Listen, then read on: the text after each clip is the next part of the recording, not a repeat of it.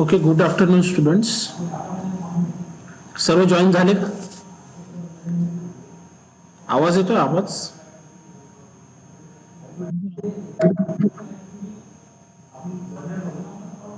येतोय का? ओके, तर आपण आता ऑटोकॅडचं समोरचं लेक्चर सुरू करूया.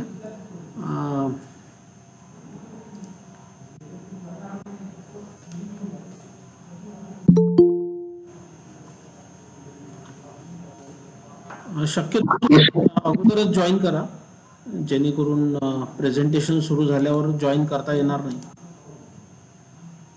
कारण की ती ऑटोमॅटिक सिस्टीम जी आहे ती जॉईन करून नाही देत.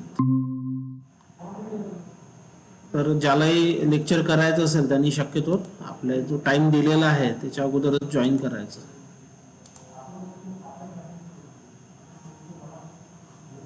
त्याच्यात एक ऑटोमॅटिक सिस्टीम लावलेली आहे, त्याच्यामुळे ते जॉईन करून नाही देत.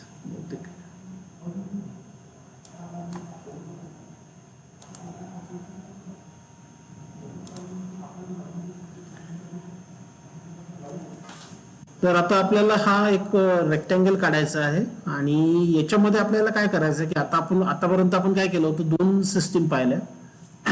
एक होती कार्टेशियन कोऑर्डिनेट सिस्टीम आणि दुसरी होती पोलर कोऑर्डिनेट सिस्टीम.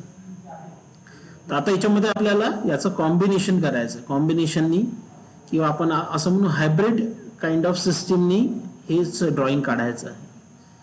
आपण जेव्हा अशा पद्धतीचा रेक्टँगल काढतो तर आपण जनरली काय करतो की अँटी क्लॉकवाईज डायरेक्शननी काढतो. याचं कारण असं आहे की डिफॉल्ट ऑटोकॅडची सिस्टीम जी आहे ती अँटी क्लॉकवाईज डायरेक्शननी आहे. त्याच्यामुळे आपण रेक्टँगल काढताना सुद्धा अँटी क्लॉकवाईज डायरेक्शनचाच यूज करतो. म्हणजे आपण A to B जाऊ, B to C जाऊ, C to D आणि D to A असं जाऊ. फक्त आता इथे फरक एवढाच आहे की इथे प्युअरली कार्टेशियन कोऑर्डिनेट किंवा purely polar coordinate system use न वापरता आपल्याला अल्टरनेटिव्हली म्हणजे आलटून पालटून ही सिस्टीम वापरायची. म्हणजे समजा A to B जर तुम्ही कार्टेशियन कोऑर्डिनेटनी जर अंतर सांगितलं, म्हणजे समजा असं सांगितलं @5,0 @5,0 असं जर सांगितलं तर कॉमा आपण कशात वापरतो? कार्टेशियन कोऑर्डिनेट सिस्टीम मध्ये. म्हणजे हा सेपरेटर जो आहे तो कार्टेशियन कोऑर्डिनेटचा आहे. तर मग नेक्स्ट टाइम तुम्हाला सांगायचं आहे पोलरनी @3 अशा पद्धतीने. किंवा तुम्ही जर 5 सांगितलं तर नेक्स्ट टाइम सांगायचं 0,3 अशा पद्धतीने हा आपल्याला रेक्टँगल काढायचा आहे. तर अल्टरनेटली आपल्याला काढायचं आहे. आता ही हायब्रिड सिस्टीम जी आहे अशी काही ऑटोकॅडमध्ये डिफाईन नाही आहे, पण विद्यार्थ्यांचा सराव व्हावा किंवा त्यांची प्रॅक्टिस व्हावी. पर्टिक्युलरली आपल्या ग्रामीण भागामध्ये जे विद्यार्थी येतात त्यांना सर्वात मोठा प्रॉब्लेम जो जातो तो भाषेचा जातो. कारण की त्यांना 10वी पर्यंत मराठी भाषेतून शिकवलेलं असतं. जवळपास 99% जे विद्यार्थी आहेत ते मराठी भाषेतून शिक्षण घेतात. त्यांना फक्त एक इंग्रजी भाषा ही लँग्वेज, थर्ड लँग्वेज म्हणून असते आणि बाकीचे सर्व विषय जे असतात ते मराठी भाषेतून शिकवले जातात. परंतु आपलं पॉलिटेक्निकचं जे एज्युकेशन आहे ते इंग्लिशमधून आहे. आता यावर्षीपासून मात्र मराठीतून आपल्याला महाराष्ट्र राज्य तंत्रशिक्षण मंडळाने परमिशन दिलेली आहे आणि जी नॅशनल एज्युकेशन पॉलिसी आहे त्याच्यामध्ये भाषेमध्ये विद्यार्थ्याला इंजिनिअरिंगचं किंवा पॉलिटेक्निकचं शिक्षण द्यावं याची परवानगी देण्यात आलेली आहे. त्याच्यामुळे आता आपण मराठीतून सुद्धा शिकवू शकतो. पण आपण प्युअरली मराठीतून शिकवू नाही शकत, तर ते आपण काय करतो की ज्या गोष्टी इंग्लिशमध्ये आहेत त्या इंग्लिशमध्येच सांगतो. फक्त आपण कम्युनिकेशन किंवा विद्यार्थ्याला समजणं हा जर आपला मुख्य उद्देश असेल तर त्याला मातृभाषेतून आपण तो विषय समजावून सांगू शकतो. तेवढं आम्ही आमच्या स्तरावर करू शकतो. पूर्णपणे मराठीतून सांगणं आम्हालाही कठीण होईल. तर आपण काय करू की इथे फक्त विद्यार्थ्याला प्रॅक्टिस झाली पाहिजे, म्हणजे आपल्या ग्रामीण भागातल्या विद्यार्थ्याला ते समजलं पाहिजे, त्याची प्रॅक्टिस झाली पाहिजे. म्हणून आपण एक कॉम्बिनेशन पद्धत मी एक शोधून काढलेली आहे. याच्यामध्ये काय करतो आपण आलटून पालटून कार्टेशियन आणि पोलर कोऑर्डिनेट्स देतो. त्याच्यामुळे तुमच्या बुद्धीलाही चालना मिळेल आणि तुम्हाला ती सिस्टीम जी आहे ती समजण्यास सोपी जाईल, जेणेकरून तुम्हाला काहीतरी आलं पाहिजे. नाही तर काय होते की मी जसं पाहिलं आहे की गेल्या 10 वर्षामध्ये विद्यार्थी येतात, ते लेक्चरही अटेंड करतात, पण जेव्हा ते कॉम्प्युटर बसतात त्यावेळेस मात्र त्यांना कोणत्याही प्रकारे काढता येत नाही. याचं कारण असं असतं की पहिल्यांदाच विद्यार्थी कॉम्प्युटरवर बसत असतो किंवा पहिल्यांदाच तो सिरियसली शिकत असतो किंवा त्याला कॉम्प्युटरची फार भीती वाटते. तर ह्या ज्या गोष्टी असतात त्याच्यामुळे आपल्याला हे पाहता येते, ऐकता येते, बऱ्याच वेळा समजते, पण ऍक्च्युअल मध्ये कॉम्प्युटर बसल्यावर काहीही काढता येत नाही, ही वस्तुस्थिती आहे. तर याच्यासाठी आपल्याला जास्तीत जास्त प्रॅक्टिस करता येईल आणि प्रॅक्टिसमध्ये आपण हे सर्व काढू शकतो. तर तुम्ही याची प्रॅक्टिस करताना अशा पद्धतीने सर्व फिगर जर काढल्या तर तुम्हाला हे निश्चित आत्मसात करता येईल, निश्चित तुम्हाला ऑटोकॅड येईल, याची मी हमी देतो. तर आपण इथे आता अल्टरनेटली कार्टेशियन कोऑर्डिनेट आणि अल्टरनेटली पोलर कोऑर्डिनेट अशा पद्धतीने आलटून पालटून ही ड्रॉइंग काढायचं आहे. ठीक आहे. तर मग आपण काय करू, लाईन कमांड देऊ. लाईन कमांड देण्यासाठी तुम्हाला एल द्यावं लागेल. एल म्हणजे लाईन कमांड. याच्यामध्ये एल हा सरळ सरळ लाईन कमांडचा शॉर्टकट आहे. तुम्ही एल आणि एंटर केलं, कीबोर्डवरचं लेटर एल आणि एंटर केलं की तुम्ही लाईन कमांड देऊ शकता. लाईन कमांड दिल्याच्या नंतर, एंटर केल्याच्या नंतर तुम्हाला रिस्पॉन्स येईल. रिस्पॉन्स काय येईल, हा ऑटोकॅड एक प्रश्न विचारेल, स्पेसिफाय फर्स्ट पॉइंट, म्हणजे पहिला पॉइंट द्या. हा पहिला पॉइंट आपण कसा देतो, तर आपण लेफ्ट माउस बटनचं क्लिक करतो आणि आपला पहिला पॉइंट दिला जातो. त्याच्यानंतर मग आपला रिस्पॉन्स जो आहे तो चेंज होईल आणि रिस्पॉन्स काय होईल, आता हा असा रिस्पॉन्स दिसेल आपल्याला, specify next point or undo. मग इथे काय करायचं आपल्याला, इथे आपल्याला कार्टेशियन किंवा पोलर कोऑर्डिनेट द्यायचा आहे. तर मी काय केलं, इथे 5 ∠0 असं दिलं, म्हणजे हा काय पोलर कोऑर्डिनेट आहे. म्हणजे मी सुरुवात काय केली, पोलरने केली. तुम्ही कार्टेशियनने सुद्धा सुरुवात करू शकता. जर तुम्ही कार्टेशियन कोऑर्डिनेट दिलं तर 5,0 अशा पद्धतीचं तुम्हाला कोऑर्डिनेट द्यावा लागेल. मग तो विचारतो स्पेसिफाय नेक्स्ट पॉइंट, मग तिथे द्यायचं 0,3. हा आपण कार्टेशियन कोऑर्डिनेट दिला, C for cartesian, P for polar. त्याच्यानंतर तो विचारेल specify next point. Next point विचारेल तर आपण काय करायचं, @-5,0. इथे पुन्हा आपण कार्टेशियन दिला, म्हणजे इथे पोलर पण देऊ शकता तुम्ही, मी चुकून कदाचित कार्टेशियन दिला असेल. त्याच्यानंतर पुन्हा तुम्ही पोलर कोऑर्डिनेट देऊ शकता, 3 ∠270. एस्केप जी की आहे कीबोर्डवरची एस्केप, यानी तुम्ही कमांड कॅन्सल करू शकता. याचं कारण असं आहे की line command he continuous type of command आहे. म्हणजे जोपर्यंत तुम्ही कॅन्सल करत नाही, जोपर्यंत युजर कमांड कॅन्सल करत नाही, तोपर्यंत ती कमांड सतत चालूच राहते. तर तुम्हाला काय करावं लागेल, एस्केप की दाबावं लागेल, एस्केप की प्रेस करावी लागेल आणि मग कमांड कॅन्सल. त्याच्यानंतर तुम्ही झेड एंटर करू शकता, यांनी zoom command. Zoom command activate झाल्यावर इथे तुम्हाला असं लिहून येईल झूम. झूम मध्ये वेगवेगळे ऑप्शन्स आहेत, त्याच्यामध्ये आपल्याला काय करायचं, फक्त झेड एंटर म्हणजे यांनी झूम कमांड येईल आणि ई एंटर.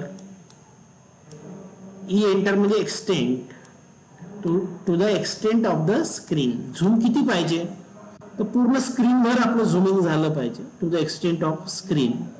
अशा पद्धतीने झेड एंटर, ई एंटर करायचं आहे. आणि त्याच्यानंतर झेड डबल एंटर जर तुम्ही केलं,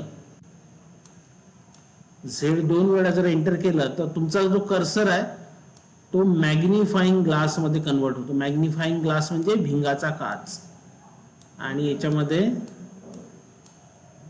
असा तुमचा कर्सर दिसायला लागेल. याच्यामध्ये प्लस मायनस म्हणजे तुम्ही जर खालीवर जर कर्सर ड्रॅग केला तर तुमचा जो झूम आहे तो कमी जास्त तुम्हाला करता येईल. अशा पद्धतीने आपल्याला कमांड द्यायची आहे, Z enter, E enter, Z double enter, आणि मग आपण तो झूम जो आहे तो प्रॉपरली ऍडजस्ट करू शकतो. ठीक आहे. आता आपण एक नवीन ड्रॉइंग काढू आणि नेहमीप्रमाणे आपला जो स्टार्टिंग पॉइंट असेल तो लोअर लेफ्ट कॉर्नर असेल. लोअर लेफ्ट कॉर्नर म्हणजे याच्यातला हा पॉइंट जो आहे तो लोअर लेफ्ट कॉर्नर म्हणून आपण ओळखतो. हा झाला आपला लोअर लेफ्ट कॉर्नर. म्हणजे शक्यतो चालू करताना एखादा ड्रॉइंग जर आपल्याला सुरू करायचा आहे तर तो आपण लोअर लेफ्ट कॉर्नर पासून शक्यतो सुरू करायचा आणि अँटी क्लॉकवाईज डायरेक्शननी आपल्याला पूर्ण ड्रॉइंग कंप्लीट करायचं आहे. आणि पहिला पॉइंट अशा पद्धतीने घ्यायचा की जेणेकरून पूर्ण ड्रॉइंग जे आहे ते आपल्या पूर्ण ऑब्जेक्ट जो आहे तो आपल्या डोळ्याच्या समोर निघाला पाहिजे. तर आपण पहिला पॉइंट घ्यायचा आणि त्याच्यानंतर अल्टरनेटली कार्टेशियन आणि पोलर कोऑर्डिनेट्स हे तुम्हाला द्यायचे आहेत. अल्टरनेटली म्हणजे एकदा कार्टेशियन द्यायचं, दुसऱ्या वेळेस पोलर द्यायचं. अशा पद्धतीने ही फिगर तुम्हाला कंप्लीट करायची. कार्टेशियन आणि पोलर कोऑर्डिनेट आपण दोन्ही शिकलेलो आहे. तर तुम्ही कार्टेशियनने सुरुवात करा, नंतर पोलर द्या, पुन्हा कार्टेशियन द्या, पुन्हा पोलर द्या, पुन्हा कार्टेशियन द्या, पुन्हा पोलर द्या. असं अल्टरनेटली तुम्हाला करायचं आहे. हे फक्त आपण आपल्याला दोन्ही सिस्टीमची चांगली प्रॅक्टिस झाली पाहिजे याच्यासाठीच आपण हे करतोय. हा एक प्रॅक्टिस सेशन आहे ज्याच्यामध्ये आपल्याला पोलर कोऑर्डिनेट सिस्टीम आणि कार्टेशियन कोऑर्डिनेट सिस्टीम याच्यामध्ये कन्फ्युजन नको याच्यासाठी आपण हे करणार. तर मी जसं सांगितलं की फ्लो जो आहे आपला तो फ्लो अशा पद्धतीचा राहील. आपण लोअर लेफ्ट कॉर्नर पासून सुरुवात करायची आहे इथून, आणि मग अशा पद्धतीने आपण तो फ्लो मेंटेन करायचा आहे. ठीक आहे.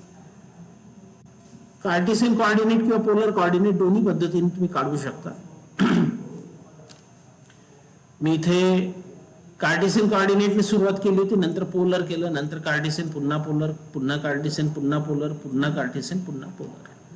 इथे मी पोलरने सुरुवात केलं हे कारण की हे पोलरचं आहे. तर पोलरने सुरुवात केली आणि नंतर मग मी गेलो कार्टेशियन. हे पहिलं पी मध्ये घेतलं मी, नंतर सी मध्ये घेतलं. आता बऱ्याच वेळा चूक पण होऊ शकते. चूक जर झाली समजा इथे आपण अंडूनी एक स्टेप मागे येऊ शकतो, पुन्हा व्यवस्थित स्टेप देऊ शकतो आणि मग आपलं ड्रॉइंग आपण कंप्लीट करू शकतो. अशा पद्धतीने मी अल्टरनेट कार्टेशियन आणि पोलर कोऑर्डिनेट दिले आणि प्रत्येक वेळेस मात्र न चुकता तुम्हाला एंटर की प्रेस करायची. एंटर की जर प्रेस केली नाही तर आपले कोऑर्डिनेट्स कॉम्प्युटरच्या आतमध्ये जाणार नाही आणि कोणतीही ऍक्शन होणार नाही. पुन्हा आपल्याला जेव्हा आपलं ड्रॉइंग कंप्लीट झालं, ऑब्जेक्ट कंप्लीट झाला की त्याच्यानंतर एस्केपनी कॅन्सल करायचं आहे. ही जी की आहे हे आपल्या कीबोर्डवर आपण म्हणू शकतो की अप्पर लेफ्ट कॉर्नरला तुम्हाला ही की मिळेल. अप्पर लेफ्ट कॉर्नर म्हणजे जर तुम्ही कॉम्प्युटरची स्क्रीन जर अशी पकडली समजा किंवा कीबोर्ड जर असा पकडला तर या कॉर्नरमध्ये तुम्हाला ही की मिळेल, एस्केपची की मिळेल. आणि त्याच्यानंतर तुम्ही झेड एंटर करू शकता. त्याच्यानंतर मी आणखी एक कमांड तुम्हाला सांगतो, ई एंटर करा. तुम्ही ई म्हणजे एक्सटेंड, आणि त्याच्यानंतर तुम्ही झेड डबल एंटर करा. 2 वेळा एंटर की प्रेस करायची. झेड डबल एंटर यानी तुमचा झूम जो आहे किंवा कर्सर जो आहे तो मॅग्निफाईंग ग्लास मध्ये कन्वर्ट होईल आणि मॅग्निफाईंग ग्लास मध्ये तुम्ही तुमच्या डोळ्याला सुटेबल किंवा आपल्याला दिसेल अशा पद्धतीने आपण झूम ऍडजस्ट करू शकतो आणि आपल्याला ते व्यवस्थित दिसायला लागेल. आणि मग आपण व्यवस्थित दिसायला लागलं की मग तिथे आपण झुमिंगची जी प्रोसेस आहे ती बंद करू शकतो. तर हे कोणतंही ड्रॉइंग काढल्याच्या नंतर Z enter, E enter, Z double enter ह्या कमांड शक्यतो दिल्या तर आपल्याला व्यवस्थित करता येईल, म्हणजे झुमिंगचा प्रॉब्लेम येणार नाही. इथे मी तुम्हाला एक प्रॅक्टिस करून दाखवतो. लाईन कमांड दिली मी, ठीक आहे. @ दिलं 0, सॉरी अँगल 9, ओके. @0 -9. आता हे चुकलं इथे ऍक्च्युअल मध्ये, मग अंडू करायचं. अंडूनी यू आणि एंटर प्रेस करायचं. 0,9 -3,0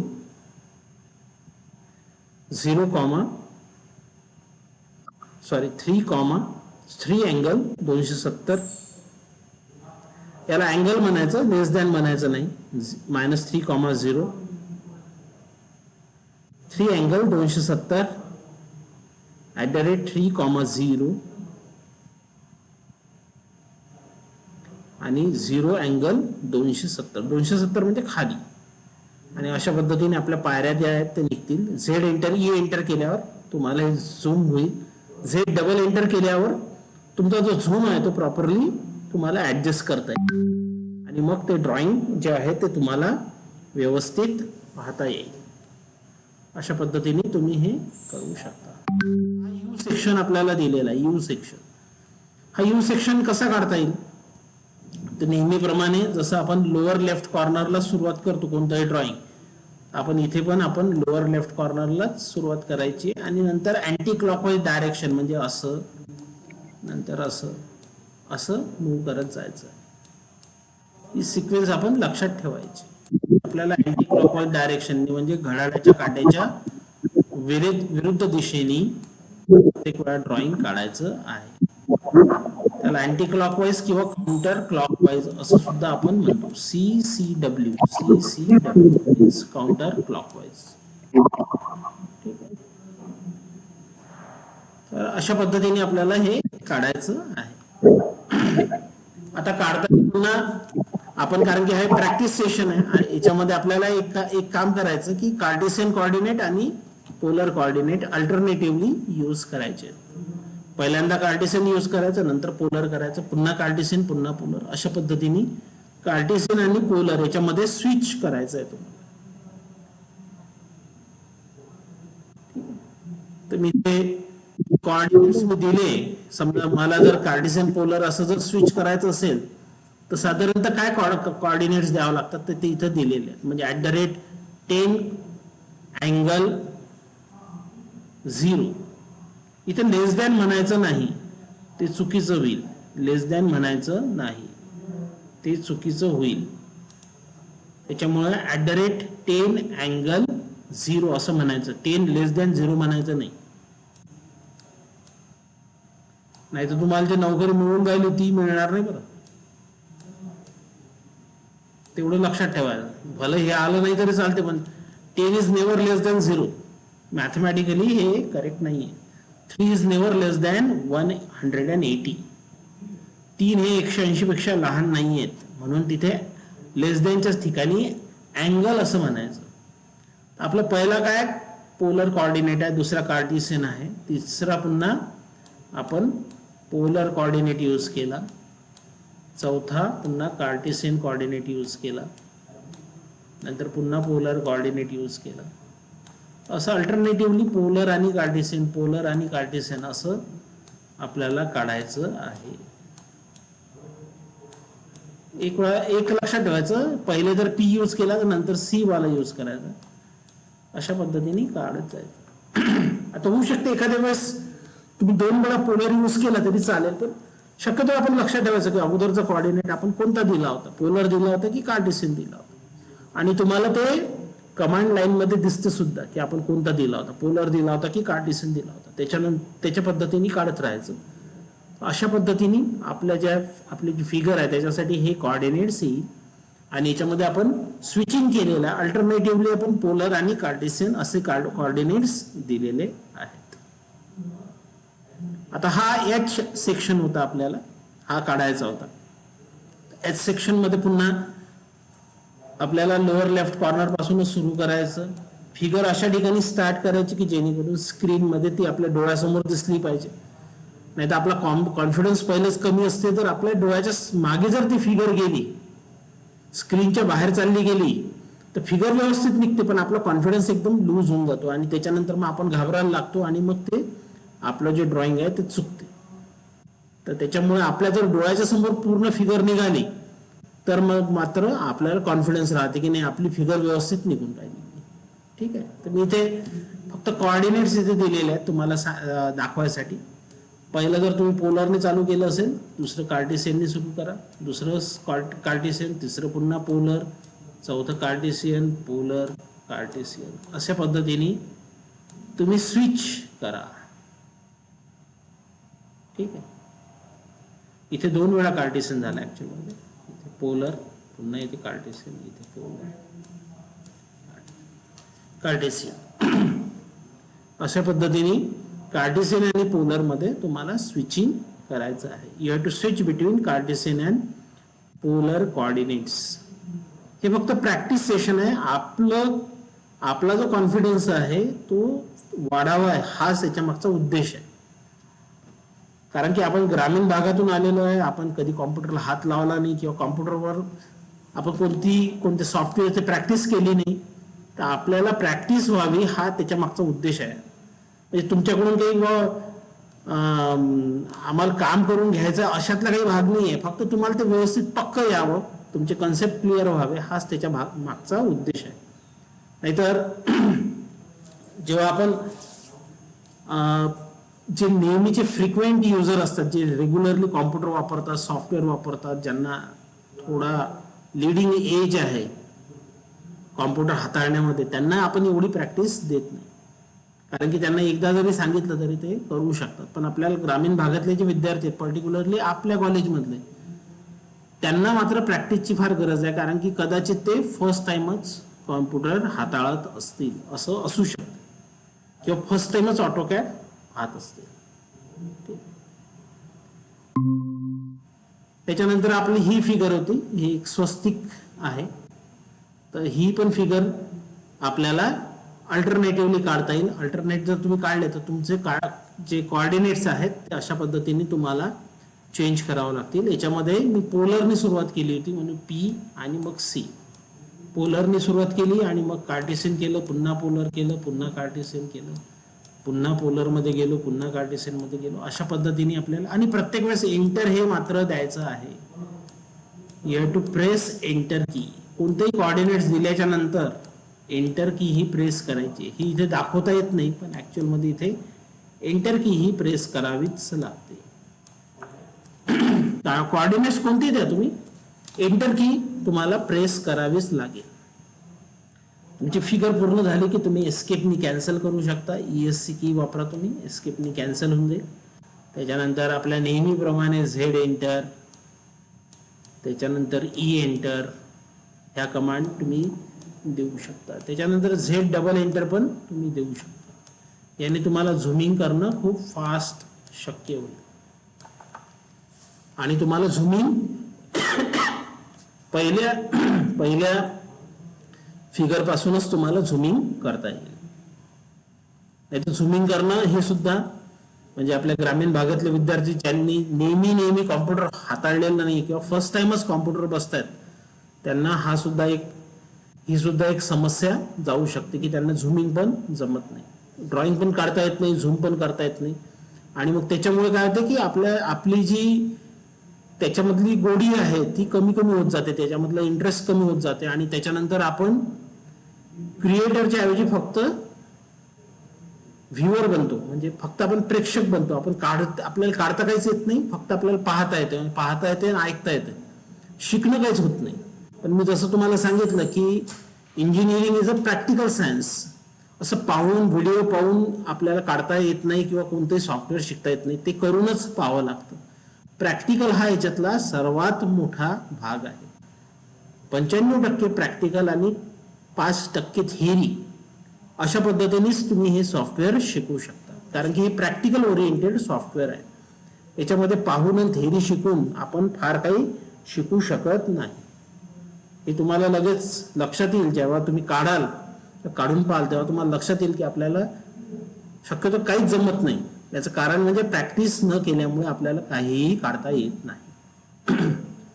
आता हा होमवर्कचा ऑब्जेक्ट होता. याच्यामध्ये सुद्धा तुम्ही कार्टेशियन आणि पोलर हे करू शकता. तर मी काय केलं, हाच ऑब्जेक्ट जो आहे हा नंतरच्या एका सिस्टीम मध्ये हाच ऑब्जेक्ट मी होमवर्कचा जो ऑब्जेक्ट आहे तोच आपल्या नंतरच्या सिस्टीम मध्ये घेतला आहे. आपण आता कार्टेशियन कोऑर्डिनेट सिस्टीम पाहिली, पोलर कोऑर्डिनेट सिस्टीम पाहिली. ऍब्सोल्यूट कोऑर्डिनेट सिस्टीम जी आहे ती प्रॅक्टिकली यूज होत नाही आणि आपल्याला कन्फ्युजन पण वाढवायचं नाही विद्यार्थ्याचं, त्याच्यामुळे आपण ती स्किप करू. आणि आपण आता जी प्रॅक्टिकली यूज होणारी जी सिस्टीम आहे, प्रॅक्टिकली म्हणजे नेहमी जे लोक वापरतात किंवा बहुतांशी लोक वापरतात किंवा तुम्हालाही ती वापरायची आहे, ती सिस्टीम जी आहे त्याला आपण म्हणतो डायरेक्ट डिस्टन्स एंट्री मेथड. तर त्याच्यावर आपण switch, direct distance entry method. आता ही जी सिस्टीम आहे याच्यामध्ये आपल्याला नावावरूनच समजते. डायरेक्ट म्हणजे थेट, डायरेक्ट डिस्टन्स म्हणजे जेवढे डिस्टन्स आहे ते तुम्हाला एंटर करायचं आहे. एंट्री मेथड याच्यावरून हे लक्षात येईल की थेट तुम्हाला जे डिस्टन्स आहे ते एंटर करायचं. आणि याला आणखी एक अल्टरनेटिव्ह नाव आहे, वैकल्पिक नाव आहे, ते नाव आहे fastest way to enter distances. म्हणजे याच्यामुळे काय होते की आपल्याला फास्ट मध्ये डिस्टन्स एंटर करता येते. आपल्याला कार्टेशियन किंवा पोलर मध्ये काय होते, आपल्याला @ द्यावं लागते, त्याच्यानंतर मग कोऑर्डिनेट्स आपल्याला डोक्यामध्ये ठरवावं लागतात. 5,0 आहे की 0,5 आहे की 5 ∠90 आहे की 5 ∠180 आहे की 270 आहे वगैरे वगैरे.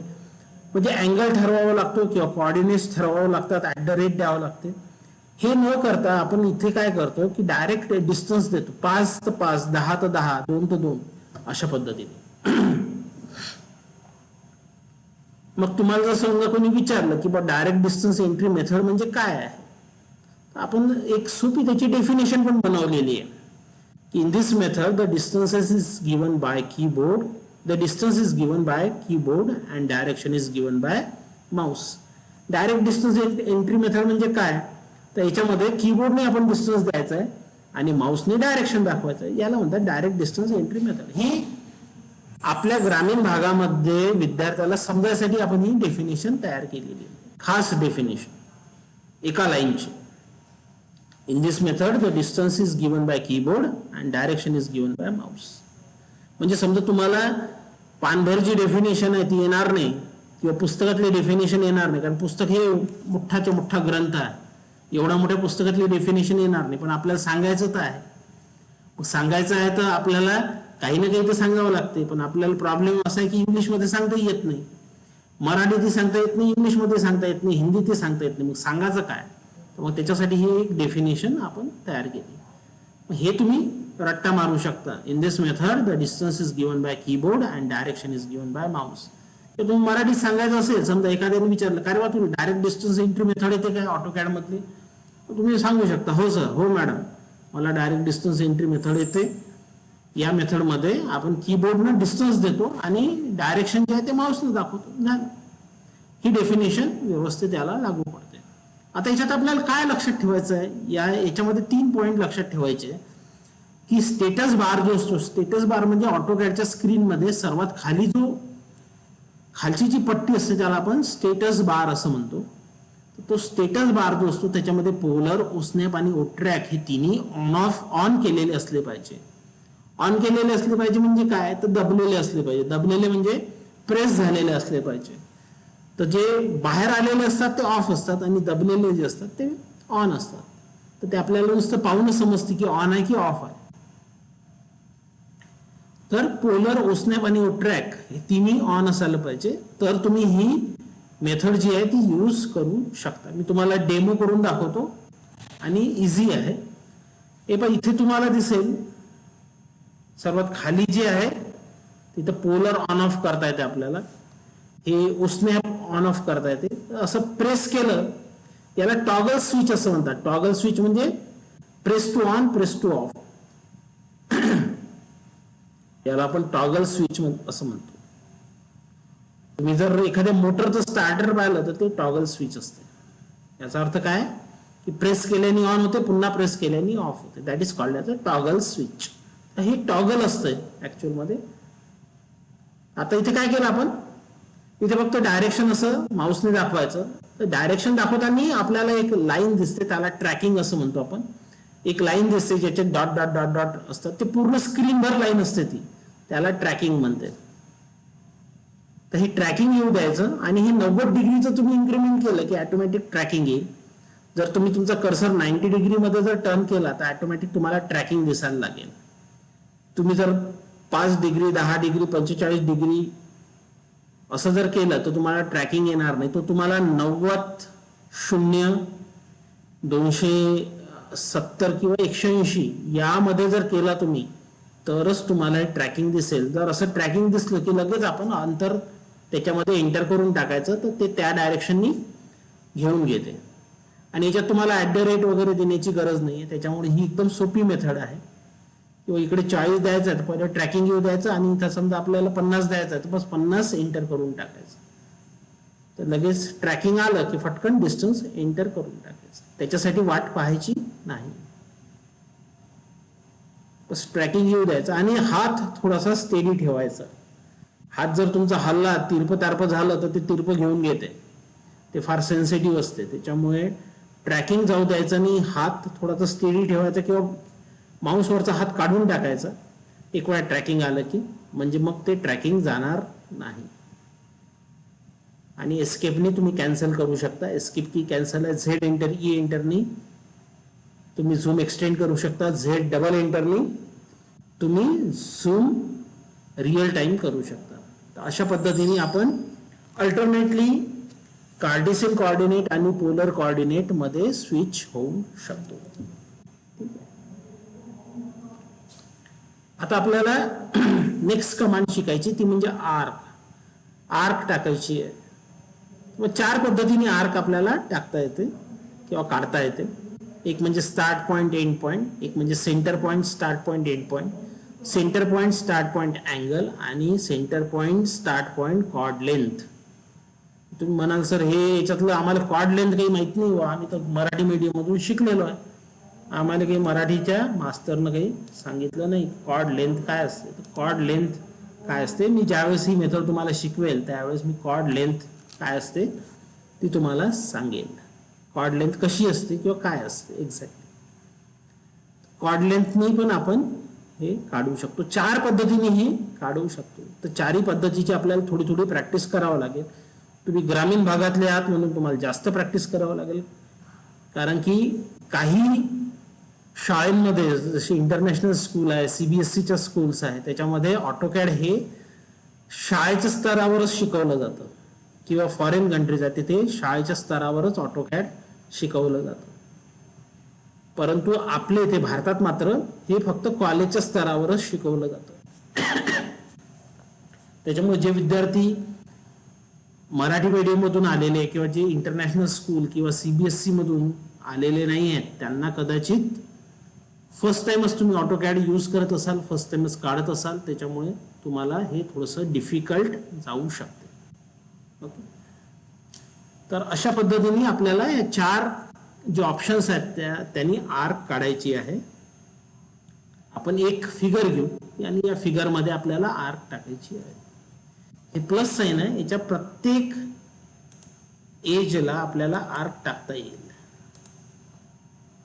अशी आपण आर्क टाकू. इथे पण आपल्याला आर्क टाकता येईल आणि इथे पण आर्क टाकता येईल. असं आपल्याला एक्सपेक्टेड आहे, अशी आपली फिगर आली पाहिजे. प्लस साइन मध्ये आपण जे ही जी लाईन होती, लाईनच्या ऐवजी आपण इथे आर्क टाकली. हे लाईन आपल्याला नको आहे, समजा इथे आर्क पाहिजे. लाईन काढून आपण आर्क टाकली, बस एवढंच मॉडिफिकेशन केलं आपण आणि मग आपण ही फिगर काढू शकतो. कशी काढायची, पहिले लाईन कमांड घ्यायची. लाईन कमांड घेऊन आता पुन्हा आपण कार्टेशियन कोऑर्डिनेटने काढू, जेणेकरून प्रॅक्टिस झाली पाहिजे. 5,0 त्याच्यानंतर 0,-5. आता इथे आपली लाईन जी आहे ती संपली, इथे आपल्याला आर्क टाकायचे, तर एस्केपनी कॅन्सल करायची. झेड एंटर ई एंटर केलं, मी थोडंसं झूम करून घेतलं जेणेकरून मोठं झालं पाहिजे ते. पी कमांडने पॅन करता येईल आपल्याला, हलवता येते ड्रॉइंग. आणि इथे आर्क टाकायची. आर्क स्टार्ट पॉइंट कोणता आहे, जिथे आपली लाईन संपली तोच स्टार्ट पॉइंट आहे. म्हणून तिथे एंटर करायचं, ऑटोमॅटिकली तो स्टार्ट पॉईंट होईल आणि @3,0 एंड पॉईंट. त्याच्यानंतर एल एंटर करायचं. आर्क आपण कुठे संपवली, इथे संपवली आर्क. ऑटोमॅटिक तिथूनच आपली लाईन सुरुवात होते. तिथे फक्त लेंथ द्यायची. त्याच्यानंतर जेव्हा तो म्हणेल स्पेसिफाय नेक्स्ट पॉईंट, त्याच वेळेस मात्र @5,0 द्यायचं. ठीक आहे. पुन्हा एस्केप करायचं, पुन्हा आर्क काढायची, पुन्हा लाईन कमांड द्यायची. म्हणजे इथे अल्टरनेटिव्हली लाईन कमांड आणि आर्क कमांड द्यायची. पण आर्क कमांड जी आहे ही नॉन कंटिन्युअस टाईपची कमांड आहे. त्याच्यामुळे एकदा ही कमांड दिली तुम्ही, दोन किंवा 3 पॉईंट दिले की ऑटोमॅटिकली ही कमांड संपून जाते. त्याच्यामुळे लाईन कमांड सारखी मात्र ही कमांड वर्क करत नाही. लाईन कमांड कशी कंटिन्युअस कमांड आहे, पण arc command he non continuous type of command आहे. अशा पद्धतीने तुम्ही बाकीच्या फिगर्स मध्ये सुद्धा आर्क टाकू शकता. आता बाकीचे फिगर तुम्ही ते आतापर्यंत काढलेले नाही आहेत, त्याच्यामुळे ते तुम्हाला काढावं लागेल. Otherwise it will be very complicated आणि हळूहळू तुमचा कंट्रोल याच्यावरचा सुटत जाईल. आणि हे मी जसं सांगितलं की प्रॅक्टिकल सायन्स आहे, त्याच्यामुळे हे काढूनच पाहावं लागतं. याच्यासाठी हे असं यूट्यूबवर पाहून किंवा व्हिडिओ पाहून किंवा ऑनलाईन लेक्चरमध्ये हे शिकवण्याची मर्यादा आहे, याची लिमिट आहे.